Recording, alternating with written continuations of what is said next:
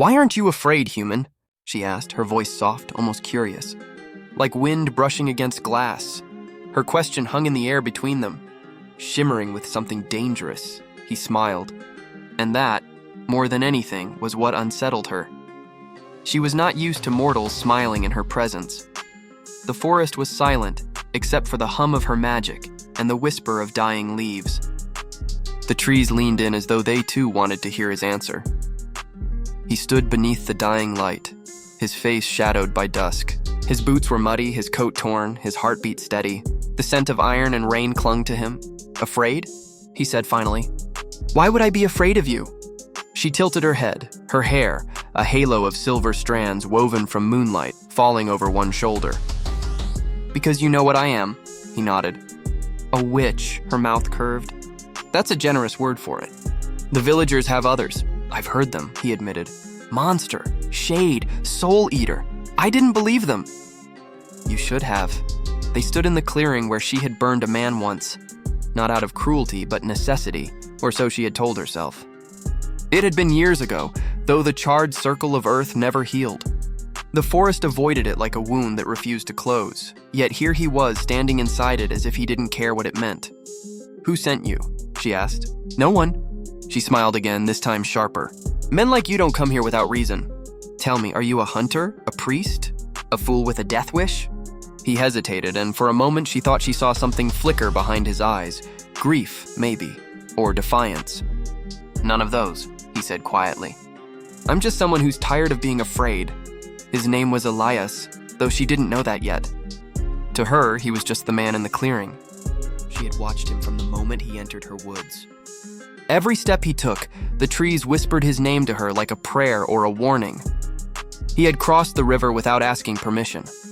He had ignored the signs the villagers had carved into stones. "Do not enter. The witch watches." And now, he stood before her as though she were a rumor he meant to confront. She could have killed him easily. A flick of her hand, a word from her tongue, and his heart would have stopped like a clock unwound. But there was something strange about him, something that made her hesitate. It was not courage. Courage was a trembling thing. She could smell it on most men before they died. This was something else. "Tell me your name," she said. "Elias." She waited, but he didn't ask for hers. That was unusual. Mortals always wanted to name her, as though giving her a word might make her less dangerous. "You've come a long way, Elias. What do you want?" He looked at her for a long moment before answering. "A story." Her laughter startled the birds from the trees. "A story?" He nodded. "They say you know the truth about what happened here, about the curse on this forest, about the old kingdom that fell. I want to hear it from you. You think I'll just tell you?" "I think," he said, "you want to." That silenced her. She turned away from him, her dress whispering across the leaves. Men come here for power, for love, for revenge. Never for a story. "I'm not like other men." "I've heard that before," she murmured. But he didn't leave. He stood there, patient, quiet. The kind of quiet that made her uneasy, not the silence of fear, but of understanding. At last, she sighed. "Very well, Elias, a story then. But understand, stories have teeth. Once you've heard it, you may wish you hadn't." He nodded. "I'll take that risk." And so she began. Long ago, before the forest grew wild, there had been a kingdom built on magic. Not the kind whispered in books, but the kind that bled. Power came from sacrifice. The greater the love, the greater the loss. The king had been a wise man once, and the witch, she, had been his seer, his friend, his heart. Together they forged a land that thrived. Crops grew in winter, rivers ran silver, children were born without sickness. But magic always takes its price. The king's wife grew ill, and in his desperation, he begged the witch to save her. She told him what it would cost. He agreed. He did not ask who must pay. When the queen awoke, her eyes were not her own. The witch had given her heart, her very soul, to bring the queen back. And in doing so, she became something else, neither living nor dead, bound to the forest that grew from the ashes of the kingdom. "Love is a dangerous magic," she whispered. "It devours even the one who casts it." Elias was silent for a long time. Then he said, "You're the witch from your story. She smiled faintly. A story always sounds better when told in third person. Night deepened around them. The moon rose pale and watchful. Fireflies drifted through the air like scattered embers. Elias stepped closer. "If your heart was gone, how do you still feel?" Her expression flickered. I don't believe that. You should." He studied her face, the way the light bent around her, the stillness in her gaze that spoke of centuries. "You feel right now," he said softly. "You're angry. You're curious. Maybe even lonely," her hand twitched. "Careful, human." "I'm not afraid," he said again, and she realized, with something like wonder, that he wasn't lying. They met again the next night, and the next. Elias brought her things from the village, a silver locket, a book of poetry, a loaf of bread baked with rosemary. He told her about the world beyond the forest, the people who still spoke her name in fear. She listened, sometimes pretending not to care, but his words lingered long after he left. In return, she told him more stories, about the stars that could sing, about rivers that remembered every face that drank from them, and sometimes about the king she had once loved. Each night she noticed something new about him. The way he never flinched when she shifted her form. The way he looked at her like she was not cursed but seen. Then one evening she asked him, "Why do you keep coming back?" He hesitated. "Because you remind me of someone I lost." "Who?" "My wife." That word cut through her like cold steel. "She's dead?" He nodded. "The fever took her last winter. The healer said there was nothing to be done." She understood now. His lack of fear wasn't courage, it was grief. "Do you want me to bring her back?" She asked quietly. His eyes widened. "Can you?" "I could, but at what cost?" She met his gaze. "Everything."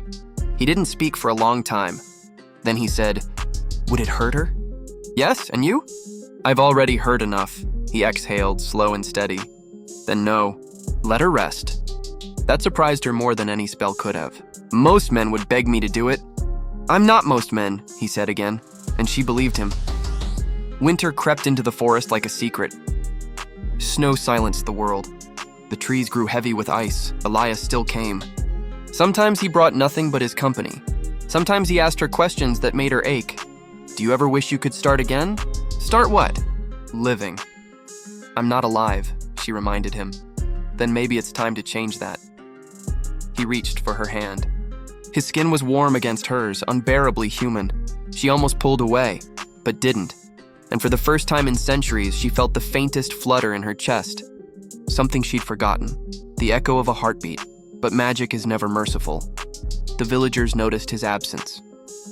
They followed him one night, armed with torches and fear. When they found him in her clearing, standing too close to the witch, they did not see love or grief or kindness.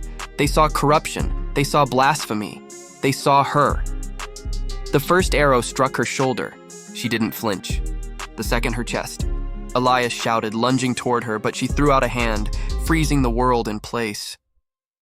The torches halted midair, the snow suspended. Only he could move. "You must go," she said. "I won't leave you." "Elias, please." Her voice broke, and that terrified him more than any spell. "You gave your heart once," he said. "You can have mine now." "Don't be foolish. I'm not afraid." "I know," she whispered. "That's why I love you." And then before he could answer, she pressed her palm to his chest. Magic burned between them, bright, merciless, beautiful. He felt it take hold, the fire in his veins, the world spinning. And when the spell ended, he was alone.